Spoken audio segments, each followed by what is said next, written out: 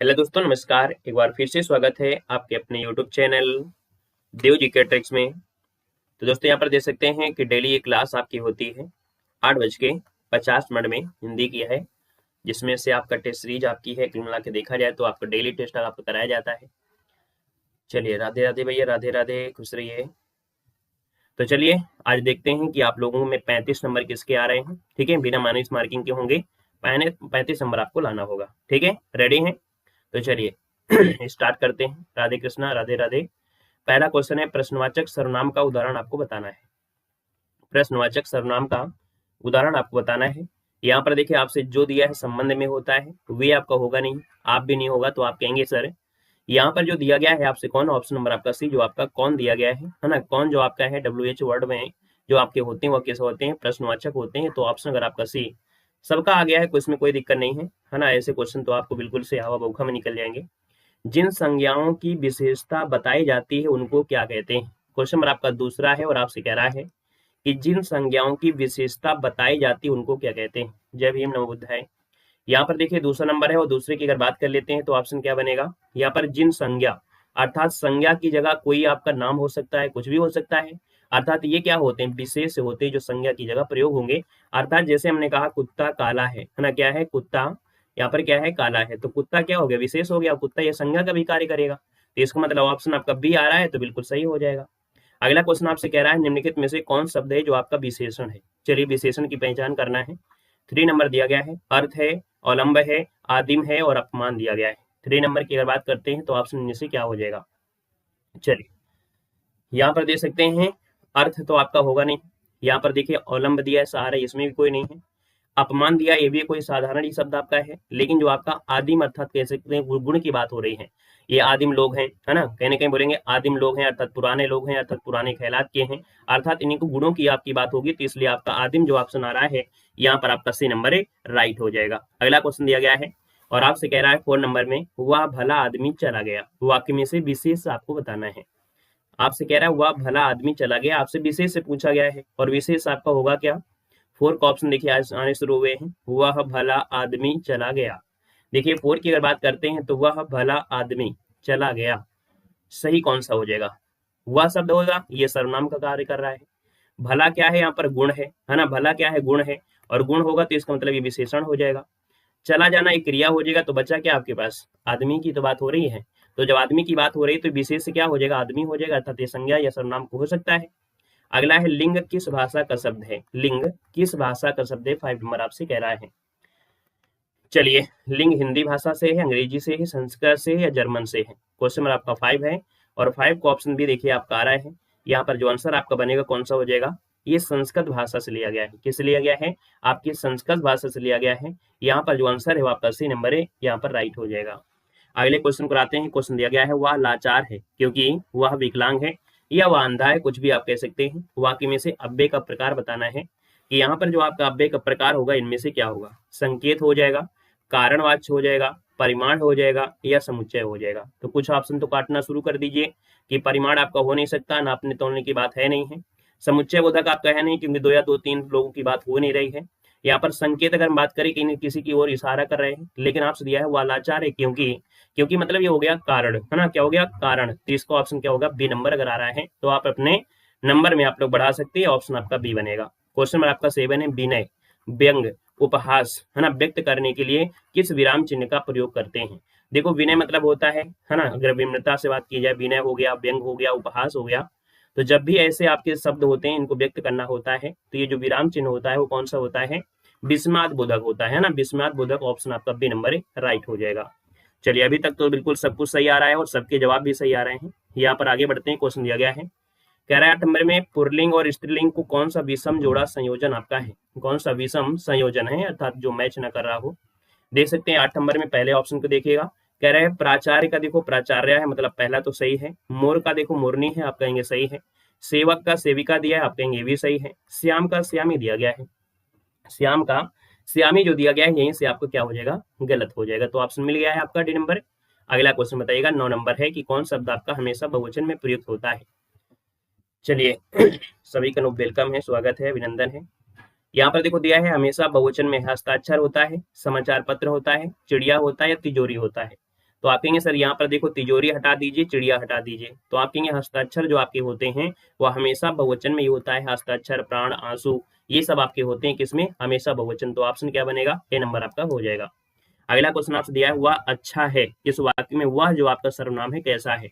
वह अच्छा है वाक्य में वह जो आपका है कौन सा सर्वनाम है, वह आपसे पूछ रहा है। आप कहेंगे सर यहाँ पर निजवाचक, निजवाचक में देखिए आप होता है, मतलब खुद के लिए बात होती है। यहाँ पर प्रश्नवाचक क्या लगा हुआ है क्या, तो आप कहेंगे सर प्रश्नवाचक भी नहीं है, तो ऑप्शन हटाइएगा।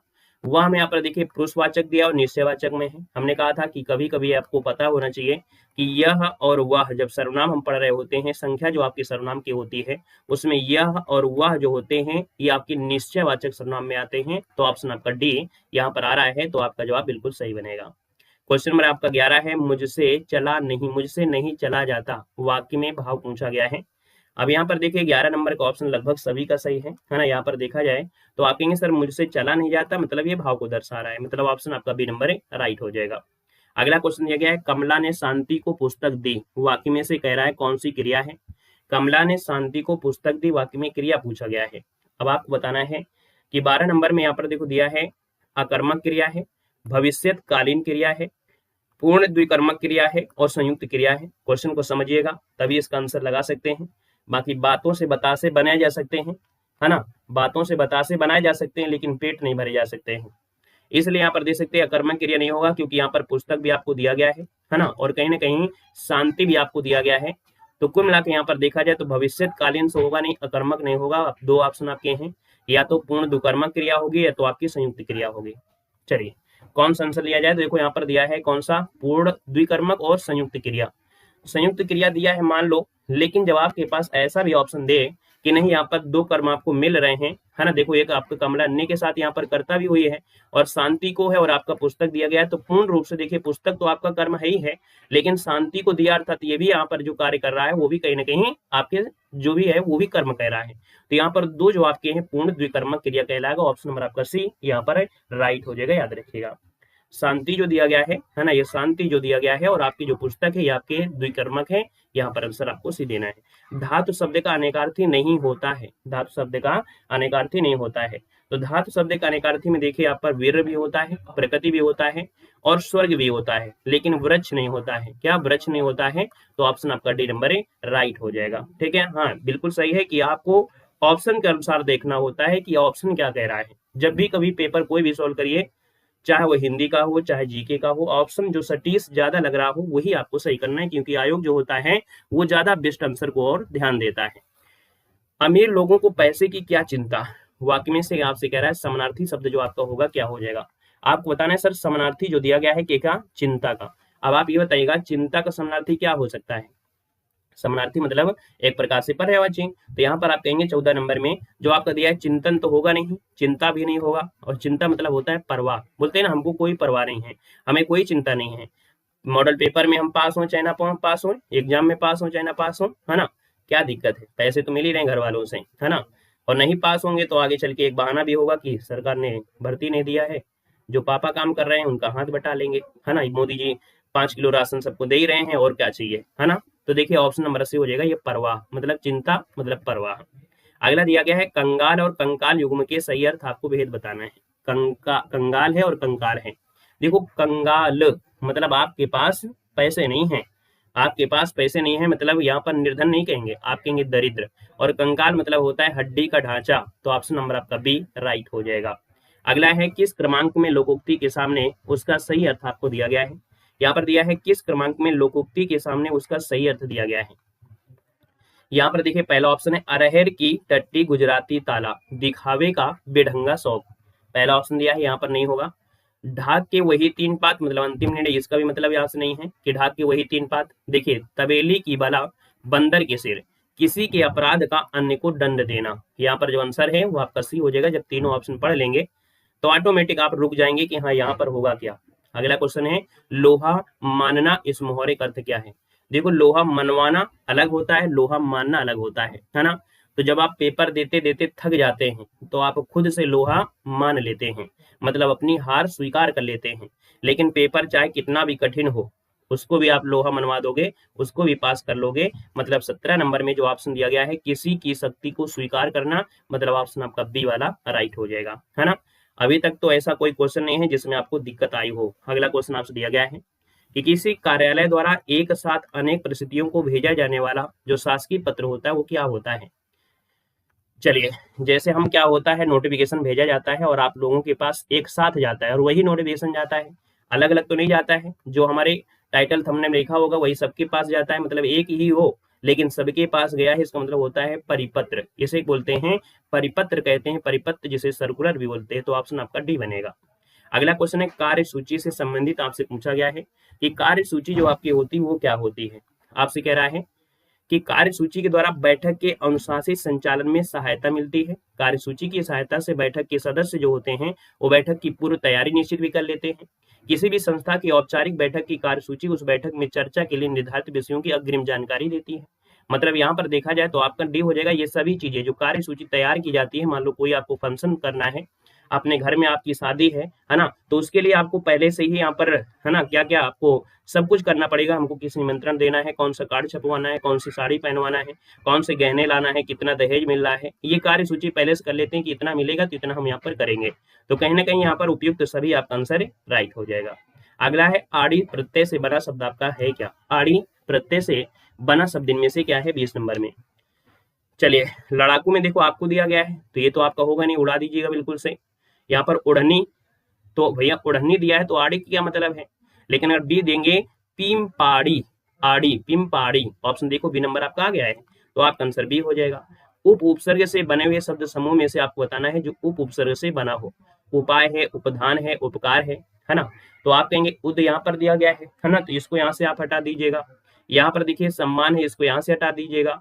यहाँ से देखो आपसे दिया गया है उपा, है ना, उपा दिया गया है, तो आप कहीं ना कहीं इससे भी हटा सकते हैं। तो फिर आपका आंसर क्या हो जाएगा, ए नंबर आपका राइट हो जाएगा। उपाय है, उपधान है और आपका यहाँ पर क्या है, तो आपका उपकार होगा, क्योंकि इसमें जब निकालेंगे तो उप निकलेगा और इसके बाद निकलेगा आय। क्या निकलेगा, आय निकलेगा। यहाँ पर आगे बढ़ते हैं। क्वेश्चन आपसे अगला पूछा गया और आपसे कह रहा है कि जेहि गिरी चरण देह हनुमंता चलहु सुगा पाताल तुरंता। इस पंक्ति में किस रस की भावना आपकी हुई है, यहाँ पर आपको बताना है।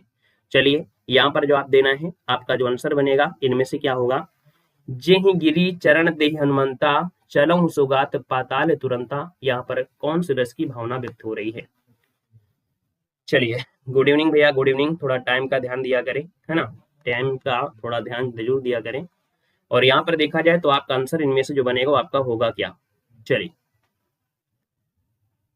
थोड़ा सोचिए और विचारिए, सोचने विचारने का भी आपको समय है और इसमें से आपको बताना है आपका जो आंसर बनेगा वो राइट इनमें से क्या हो सकता है। चलिए, किसी का जवाब यहाँ पर वीर रस आ रहा है और किसी का जवाब यहाँ पर श्रृंगार आ रहा है, किसी का डी भी आ रहा है और रौद्र रस भी दिया गया है।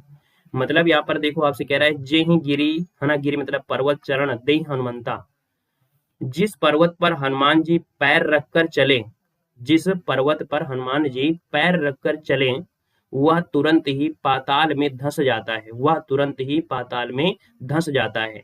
जैसे श्री रघुनाथ जी का अमोघ बाण चलता है उसी तरह हनुमान जी भी चलते हैं। इसका मतलब ये हो रहा है।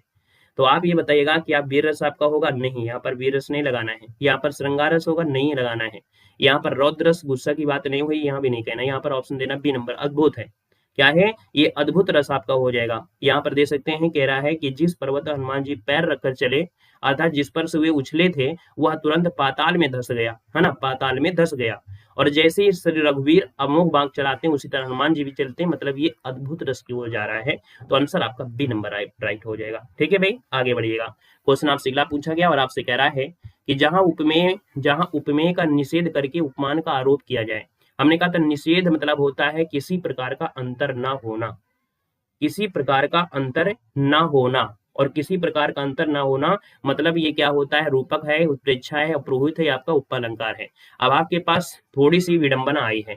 विडंबना ये आई है कि आपके पास दो ऐसे ऑप्शन आ गए हैं जो लगभग यहाँ पर सेम आपको आ रहे हैं, लेकिन थोड़ा सा देखा जाए तो ऑप्शन भी आपके पास मिल गए हैं, है ना। कौन सा ऑप्शन है, एक रूपक अलंकार है, एक अप्रोहित अलंकार है। उत्प्रेक्षा को काट दीजिए, उपमा को काट दीजिएगा। अब आपके पास जो भी ऑप्शन आ गया है, अब यहाँ पर आपको आंसर देना है, क्या आंसर सही कर दिया जाए। बी नंबर नहीं करना भाई, उत्प्रेक्षा हटाइए, उपमा मतलब हमने कहा तुक्का भी मारिए, लेकिन तुक्का ऐसा मारिए थोड़ा तुक्का सटीक बैठे। हमने कहा निषेध करके, तो आपने पढ़ा होगा कि जहां उपमेय का उपमान करके साथ निषेध किया जाए, यहाँ पर दिया उपमेय का निषेध करके उपमान का आरोप कर दिया जाए, निषेध करके उसका आरोप कर दिया जाए। तो यहाँ पर देखिए ये जो ऑप्शन दिया गया अपरूहित अलंकार, वैसे साथ में होता नहीं है लेकिन दिया है तो ऑप्शन आपका सी यहाँ पर राइट हो जाएगा। मतलब कुल प्रकार से देखा जाए तो अपरूहित का अर्थ होता है छिपाना, इसका मतलब होता है छिपाना होता है, इसका मतलब होता है छिपाना होता है। जैसे यहाँ पर एक उदाहरण आपको लेते हैं कि नहीं पलाश ये पुष्प है जरत अंगार, पलाश और पुष्प का निषेध कर दिया है जलते अंगार की, तो यहाँ पर आंसर आपको अपरूहित देना हमने कहा भी है।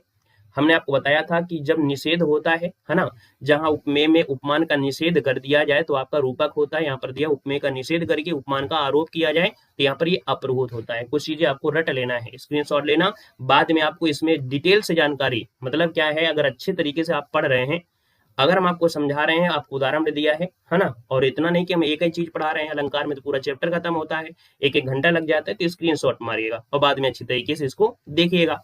वह टमटम घर वापस जा रहा है, हमने आपको बताया था कि टमटम मतलब होता है एक्का गाड़ी, क्या होता है, एक्का गाड़ी होता है।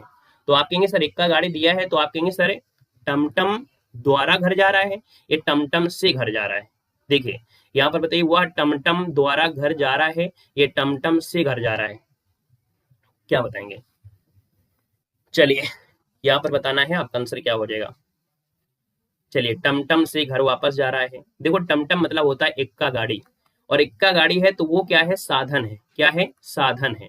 और जब साधन होता है तो वहां पर हम साधन को द्वारा के साथ लगाएंगे, क्या लगाएंगे, साधन को हम लोग द्वारा की, वो टमटम द्वारा जा रहा है, अर्थात टमटम क्या है, एक्का गाड़ी है, और एक्का गाड़ी जो आपका है साधन है, और जब साधन है तो ये क्या हो जाएगा, द्वारा हो जाएगा। तो आप कहेंगे सर द्वारा लगा दीजिए, बेस्ट आंसर आपका बन जाएगा, ठीक है ना, क्योंकि यहाँ पर साधन है। अगला क्वेश्चन दिया गया, दिए गए शब्दों में से उपयुक्त विलोम आपको चुनना है।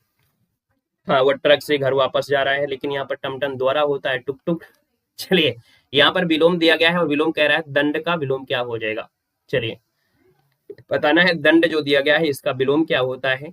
आप किसी को दंड देते हैं तो दंड देने से यहाँ पर देखिए दंड मतलब क्या होता है, सजा होती है, दंड मतलब क्या होता है, सजा होती है।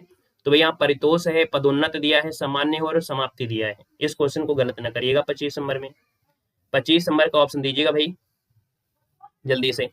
25 नंबर का ऑप्शन बी आया है। देखो पदोन्नति मतलब होता है अपने पद से ऊपर को ले जाना, क्या करना, अपने पद से ऊंचे में ले जाना। तो मतलब किसी को सजा दे रहे हो, इसको मतलब उसको जब आप अपने पद से ऊपर कर दो तो खुश हो जाएगा, ऐसी तो बात नहीं हो रही है। परितोष मतलब होता है पुरस्कार, है ना, बताया ना, परितोषित पुरस्कार मिला उनको, इस रचना के लिए परितोषित पुरस्कार मिला। मतलब यहाँ पर जो परितोष है उसका मतलब होता है पुरस्कार होता है, पुरस्कार होता है, तो इसलिए कहीं ना कहीं ये आंसर आपका ए बन जाएगा, पुरस्कार बनेगा, ठीक है। अगला क्वेश्चन है मिथ्या, मिथ्या मतलब होता है झूठ, क्या होता है, ये मिथ्या है ना, कहते हैं ये जो जीवन है वो मिथ्या है, एक प्रकार से ये मोह माया है। तो मिथ्या आपका मतलब हो गया कि यहाँ पर जो आंसर लगाएंगे वो सत्य लगाएंगे, मिथ्या मतलब झूठ है, तो इसका मतलब विलोम हो जाएगा सत्य हो जाएगा, है ना। अगला क्वेश्चन दिया गया है कि ज्येष्ठ आपसे पूछा गया है, ज्येष्ठ, ज्येष्ठ मतलब होता है बड़ा होता है, ज्येष्ठ मतलब बड़ा होता है, तो इसका मतलब हो जाएगा लघु हो जाएगा, तो ऑप्शन आपका सी बन जाएगा। अगला आपको पर्यायवाची पूछा गया है, और पर्यायवाची की बात करते हैं तो क्या हो जाएगा। चलिए देखो हमने आपको यहाँ पर मात्र अपनी स्पीड को मात्र 15% स्पीड अपनी कम किया है, लेकिन क्वेश्चन आपको हम समझाते हुए आपको चला करते हैं, है ना। वही स्पीड जब थोड़ी ज्यादा होती थी तो फिर क्वेश्चन थोड़े स्पीड में जाते थे, लेकिन यहाँ पर थोड़ी स्पीड जरूर हमारी कम है, लेकिन क्वेश्चन को समझते हुए आप लोग चल रहे हैं। देखो यहाँ दिया है पर्यायवाची, वृक्ष दिया गया है, और वृक्ष का प्रसून होता है, प्रसून नहीं होता है, फूल होता है, क्या होता है, फूल होता है, ये तो आपका हो ही नहीं सकता है। किंकिर मतलब ये भी नहीं होगा। यहाँ पर देखो पादप, विटप, है ना, कांतार, ये जो ऑप्शन आपका दिया गया है पादप वाला ऑप्शन आपका बी हो जाएगा। हेम जो होता है वो कुंदन होता है, कुंदन मतलब सोना होता है, ठीक है। यहाँ पर अगला है रात्रि, और रात्रि का पर्यायवाची क्या होता है, सरकरी, सरकरी नहीं होता भाई, सरवरी होता है। यहाँ पर 29 नंबर आपसे दिया है यामिनी, यामिनी जो आपका दिया है वो आपका रात्रि हो जाएगा। अगला है शशांक, जो कहते हैं वो किसे कहते हैं, मतलब होता है चंद्रमा, है ना, शशांक, शशि, ये जो होते हैं वो चंद्रमा के होते हैं, तो ऑप्शन क्या जाएगा, बी नंबर आपका हो जाएगा। बाकी और भी आपके होते हैं, चंद्रमा के तो पर्यायवाची रट्टा मारना है आपको, है ना। चंद्रमा पर्यायवाची में जैसे आपका होता है सुधांशु भी होता है, ये भी आपने पढ़ा होगा, शशि होता है, मयंक होता है, राकेश भी होता है। अच्छा यशोदा शब्द में संधि कौन सी है, याद ही संधि कहाँ पढ़ ली हो। यशोदा में हमने कहा था इसको आपको ओ की मात्रा है, और ओ की मात्रा में क्या करेंगे, यशः, क्या करेंगे, यशः विसर्ग लगाएंगे, धन दा कर देंगे, तो ये आपका आएगा विसर्ग संधि के साथ। ठीक है, अगला देखो दिया गया है, आपसे कह रहा है पावक शब्द में संधि कौन है। पावक शब्द में संधि क्या है, तो पावक में हमने कहा था हुआ देखो बीच में है, और जब हुआ बीच में होता है और या बीच में होता है तो ये ट्रिक और पहचान होती है, जो हमेशा से पढ़ रहा है उनके लिए आसानी समझ में आ जाएगा। तो ये होती है अयादी संधि में, है ना, जैसे आप इसे तोड़ोगे पौधन अक, है ना, पौधन अक तोड़ेंगे तो जो आपका अ की मात्रा आती है वो किस में आती है, अयादी में होती है। अगला दिया है खून खौलना, इस मुहावरे का अर्थ आपका है क्या। चलिए, हाँ बिल्कुल सही है। यहाँ पर देखा जाए तो आपसे कह रहा है खून खौलना मतलब बहुत क्रोध आना, क्रोध से पागल हो जाना, क्रोध ना रोक कर सकना, या आंखें लाल होना। हर एक में ऐसा लग रहा है कि सब कुछ सही है, लेकिन सब कुछ थोड़ा सही है। यहाँ पर देखिए बहुत क्रोध आना, ऑप्शन नंबर आपका ए राइट हो जाएगा। अगला है अव्ययी भाव समास, आपको बताना है अव्ययी भाव समास किसमें है। लव कुश में आपका होगा नहीं, लव और कुश इसमें द्वंद्व समास है। यहाँ पर देखो भर पेट, है ना, आधा पेट, खाली पेट, तो कहीं ना कहीं स्टार्टिंग वाला ही परिवर्तन हो रहा है, जिसमें पहला पद प्रधान होता है, जिसमें पहला पद प्रधान होता है वही होता है अव्ययी भाव समास। ठीक है, अगला क्वेश्चन आइएगा। अगला क्वेश्चन आपसे दिया है नर नारी शब्द में समास क्या है।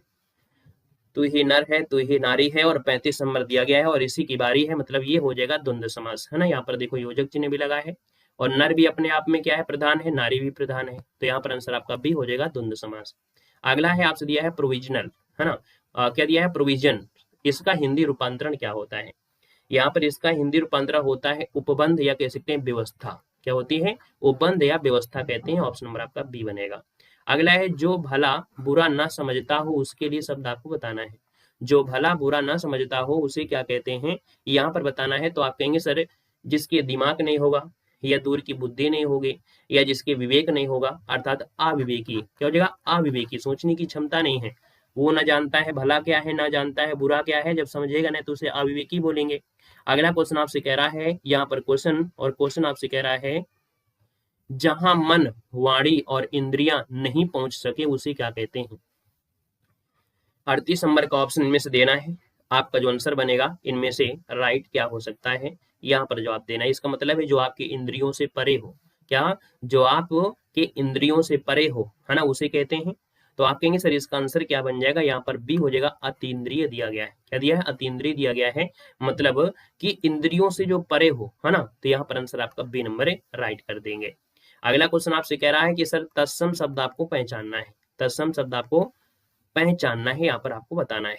देखिए सिर्फ अगर अगोचर होता है, अगोचर, अगर अगोचर शब्द आपका होता है तब हम लोग कहते हैं। ठीक है, अगला है तत्सम शब्द आपका कौन सा है, तो देखो दिया है कान है, मुख है, जीभ है, और आपका यहाँ पर दांत दिया गया है। 39 नंबर आपके सामने है, 39 नंबर में देखा जाए तो आप कहेंगे मुख, जो आपका दिया है मुख, ये क्या बनेगा आपका, यहाँ पर तत्सम बनेगा। तो जिसका ऑप्शन आया है तत्सम वाला, तो ऑप्शन नंबर आपका बिल्कुल यहाँ पर राइट हो जाएगा। अगला क्वेश्चन यहाँ पर दिया है उन्मेष किस प्रकार का शब्द है। उन्मेष जो आपका है किस प्रकार का है, तो उन्मेष होता है, अर्थात ये आपका तद्भव बनेगा। 40 नंबर का जो ऑप्शन है उन्मेष, खा शब्द है ना, देखो खा शब्द है, हमने बताया था खा शब्द अगर होता है 99% है कि वो आपके तद्भव की ओर इंगित कर रहा होगा, है ना। तो आपका आंसर क्या हो जाएगा, यहाँ पर ए नंबर राइट हो जाएगा, ए नंबर आपका हो जाएगा। आगे बढ़िएगा, क्वेश्चन आपसे अगला पूछा गया है और कह रहा है यहाँ पर काव्यांश को आपको पढ़ना है। क्या दिया गया है, और रोना और मचल जाना, बड़ा अच्छा गद्यांश पद्यांश है, इसको आप पढ़िएगा कि रोना और मचल जाना भी क्या आनंद दिखाते थे। कब, ये बचपन की बात हो रही है, आप लोगों में भी बचपन रहा है, हमारा भी बचपन रहा है, और बचपन में ये हर हरकतें करना वाजिब है ना। यहाँ पर देख सकते हैं कि रोना और मचल जाना भी क्या आनंद दिखाते थे, बड़े बड़े मोती से आंसू जयमाला पहनाते थे। मैं रोई माँ काम कर छोड़ कर आई, मुझको उठा लिया, झाड़ पोंछ कर चूम चूम गीले गालों को सुख दिया। आ जा बचपन एक बार फिर दे दे अपनी निर्मल शांति, व्याकुल व्यथा मिटाने वाली अब वह अपनी प्राकृतिक विश्रांति, वह भोली सी मधुर सरलता, वह प्यारा सा जीवन निष्पाप, क्या फिर आकर मिटा सकेगा तू मेरे मन का संताप। मैं बचपन को भुला रही थी, बोल उठी बिटिया मेरी, नंदन वन सी फूल उठी यह छोटी सी कुटिया मेरी। अब आपको बताना है कि सर ये जो आपका बचपन का जो आपने पढ़ा, आपको बचपन याद आ गया होगा, है ना। कुछ लोग बचपन में तो बहुत भयंकर होते हैं, है ना, बंदरों से तुलना उसके कर देते हैं। यहाँ पर 41 है व्याकुल व्यथा मिटाने वाली प्रयुक्त अलंकार आपसे पूछा है। अब आपको बताना है कि व्याकुल व्यथा मिटाने वाली, क्या आंसर होगा, व्याकुल व्यथा मिटाने वाली में अलंकार क्या है। चलिए जवाब देना है, क्या आंसर आप दे सकते हैं। 41 नंबर का जवाब इनमें से कौन दे सकता है। जल्दी से बताइएगा। सबसे उम्मीद रखे हैं कि इस क्वेश्चन का जवाब आप लोग देंगे, उम्मीद के साथ देंगे। चलिए, यहाँ पर देख सकते हैं 41 नंबर के जवाब हैं और जवाब थोड़ा धीमे हो गए हैं, लेकिन एक लोगों का जवाब आया है। शाबाश, जवाब आया है, लेकिन बिल्कुल सही आया है जिन लोगों का भी आया है। और याद रखिएगा, यहाँ पर देखो यमक अलंकार की बात करते हैं तो आप पहचानिएगा कि यमक अलंकार में होता है शब्दों रिपीट होते हैं। क्या होते हैं? शब्द रिपीट होते हैं। यहाँ पर क्या शब्द रिपीट हुए हैं? क्या नहीं हुए हैं। रूपक अलंकार जो आपके होते हैं, कहीं ना कहीं उपमेय और उपमान की बात होती है। व्याकुल और व्यथा ये दोनों उपमेय ही है ना, उपमान की तो बात ही नहीं हो रही, तो इसको भी हटा दीजिएगा। उपमा अलंकार में समसा सरिस होती है, इसको भी हटा दीजिएगा। एक ऑप्शन आपको मिला है अनुप्रास अलंकार। कैसे हो गया? यहाँ पर देखो वी जो दिया गया है ये, और यहाँ भी क्या दिया है? ये दिया गया है। देखिए मिल गया कि नहीं मिल गया? आसान हो गया। तो आपका आंसर क्या हो जाएगा? डी नंबर यहाँ पर राइट हो जाएगा, डी नंबर। अगला क्वेश्चन बताइएगा, आपसे कह रहा है बच्चे की आंखों से निकलते आंसुओं को देखकर क्या अनुभूति होती है? बच्चों की आंखों से आंसू निकलते, है ना, आंसुओं को देखकर क्या अनुभूति होती है? तो आप ही बताइएगा। 42 नंबर, मजा आता है क्या? चलिए, बच्चे की आंखों से निकलते आंसुओं को देखकर क्या अनुभूति होती है? कष्ट की होती है, सुख की होती है, विजय की होती है, या प्यार की होती है? यहाँ पर देना है। आपका आंसर क्या हो जाएगा? D number. यहाँ पर जो आपका 42 नंबर है वो आपका डी हो जाएगा कि भैया जिस पंक्ति में कहा है बच्चे की आंखों से निकलकर आंसुओं को देखकर प्यार की अनुभूति होती है, डी नंबर। यहाँ पर गुस्सा नहीं आता भाई कि उसको देखकर आप गुस्सा आएंगे, गुस्सा नहीं करेंगे। ये ऑप्शन के अनुसार हमने गद्यांश के अनुसार सही किया है, जो गद्यांश में आपसे यहाँ पर दिया गया था। स्टार्टू मालूम है, बड़े बड़े मोती से आंसू जयमाल पहनाते थे, है ना। मैं रोई माँ काम छोड़कर मुझको उठा लिया चूम, है ना। तो यहाँ पर क्या है? प्यार दिया गया है। प्यार दिया है, इसका मतलब क्या बोलेंगे? यहाँ पर आंसर आप देंगे प्यार की बात है। ऑप्शन आपका डी हो रहा है ना, देख लीजिएगा। चलिए, अगला क्वेश्चन दिया गया है 143 वाला। ये लब नहीं है भैया, ठीक है। ये 143 वाला लब नहीं है, ठीक है। ये मम्मी और बच्चे वाला प्यार है, 143 वाला नहीं है, ठीक है। होशियार ना बनो। यहाँ पर देखे गया है, कवित्री अपने बचपन को क्यों बुलाना चाहती है? चलो, इतना भी ज्ञान नहीं है तो फिर आपको कोई ज्ञान नहीं है, ठीक है। चलो, आप दुनिया में बहुत आगे निकल चुके हैं, आपको वापस आने की आवश्यकता है। बचपन की याद दिलाया है तो बचपन जैसी सोच रखिए, 143 के चक्कर में ना पड़िए, नहीं तो 144 हो जाओगे। चलिए, क्वेश्चन नंबर आपका 43 है और 43 की बात करते हैं तो ऑप्शन क्या हो जाएगा? तो यहाँ पर देखिए, कवित्री अपने बचपन को क्यों बुलाना चाहती है? बचपन के आनंद की याद में। ऑप्शन नंबर आपका सी हो जाएगा। अगला है, मिटा सकेगा तू अपने मन का संताप, उपयुक्त पंक्ति में तू जो कहा गया है वो किसको कहा गया है? चलिए देखो, 44 है और 44 की बात करते हैं। मिटा सकेगा तू मेरे मन का संताप, और तू मतलब क्या? बच्चे को है, बचपन को है, कवि को है, पाठक को है? बताइएगा यहाँ पर क्या बनेगा। चलिए, हाँ बिल्कुल सही है। यहाँ पर देख सकते हैं 44 नंबर है, और 44 में पूरे गद्यांश में किसकी बात हो रही थी? पूरे गद्यांश में जो बात हो रही थी किसकी हो रही थी? बचपन की हो रही थी। किसकी? बचपन की बात हो रही थी। सिर्फ बचपन की बात हो रही है, सिर्फ बच्चे की नहीं, यहाँ पर बचपन, पूरे गद्यांश में बचपन के बारे में था। तो यहाँ पर ये जो इंगित कर रहा है वो बचपन को कर रहा है, ठीक है। गद्यांश को हल्के मत लिया करिएगा। गद्यांश को अगर आप पहले से पढ़ते चलेंगे तो यकीनन है कि आपको सरल हो जाएगा। नहीं तो खुद सोच के देखिए, जब जो लोग गद्यांश नहीं पढ़ते हैं, एग्जाम के समय जाते हैं तो बस ढूंढने लगते हैं कि हाँ ये गद्यांश सही है। अगर मान लो महात्मा गांधी वाला गद्यांश आ गया तो आप लोग जल्दी जल्दी कर देते हैं, लेकिन ऐसे अगर गद्यांश और पद्यांश आ गए तो आपको यकीनन है कि आप 5 में 3 ही सही कर पाते होंगे, 2 नहीं सही कर पाते होंगे, ठीक है। अगला क्वेश्चन आइएगा। क्वेश्चन आपसे दिया गया है, कह रहा है नंदन वंशी फूल उठी या छोटी सी कुटिया मेरी। यहाँ पर भाव दिया गया है, और यहाँ पर देखिए तो आपको उपमा अलंकार भी आपका दिया गया है। तो आपसे कह रहा है यहाँ पर भाव किसकी ओर जा रहा है? देखिए आपका 45 नंबर है, और 45 में देखते हैं तो आपसे कह रहा है छोटी कुटिया बड़ी हो गई, ऐसी तो बात नहीं है। छोटी कुटिया सुंदर हो गई, ये भी नहीं होगा। लेकिन यहाँ पर देखिए, नंदन वंशी फूल उठी या छोटी सी अर्थात कुटिया में आनंद उमड़ पड़ा। ऑप्शन क्या हो जाएगा? सी नंबर राइट हो जाएगा। अगला है, आकाशदीप कहानी के रचयिता आपके कौन है? मजा आया कि नहीं पढ़ के आया? गद्यांश अगर हम आपको पढ़ा रहे हैं, गद्यांश से आपको फायदा मिल रहा है कि नहीं मिल रहा है? बाकी हमने कहा भी है कि जिनको ब्रेक लेने की आवश्यकता है वो ब्रेक ले सकते हैं। हम गद्यांश आपको पढ़ाते हैं, उस गद्यांश से आपको फायदा जरूर मिलेगा और 100% मिलेगा। यहाँ पर देखो, आकाशदीप क्या है? कहानी है, और इसके रचयिता आपसे पूछा गया है। तो आप कहेंगे सर यहाँ पर जो आंसर है रचयिता 46 नंबर में वो आपका डी हो जाएगा, जयशंकर सातकी है। यहाँ पर डी नंबर हो जाएगा। अगला क्वेश्चन आपसे कह रहा है कि भक्ति का प्रसिद्ध रेखा चित्र रिक्त स्थान आपको भरना है। उम्मीद है कि ये वाला जो आपका है 47 नंबर में हमने कई बार आपको पढ़ाया है ना। 47 नंबर जो आपका दिया है कई बार पढ़ाया और कहा भी है कि भक्तिन जो आपका है वो महादेव वर्मा का प्रसिद्ध संस्मरण रेखा चित्र है। तो यहाँ पर आंसर आपको बिन ए नंबर आपको भरना है, याद रखिए महादेव वर्मा। यहाँ पर अगले क्वेश्चन पर आते हैं। क्वेश्चन दिया गया है और आपसे कह रहे हैं सर जयशंकर प्रसाद की पहली कहानी आप बताइएगा। चलिए, जो लोग क्लास लेते हैं तो आप कहेंगे सर जयशंकर प्रसाद की पहली कहानी कौन से है।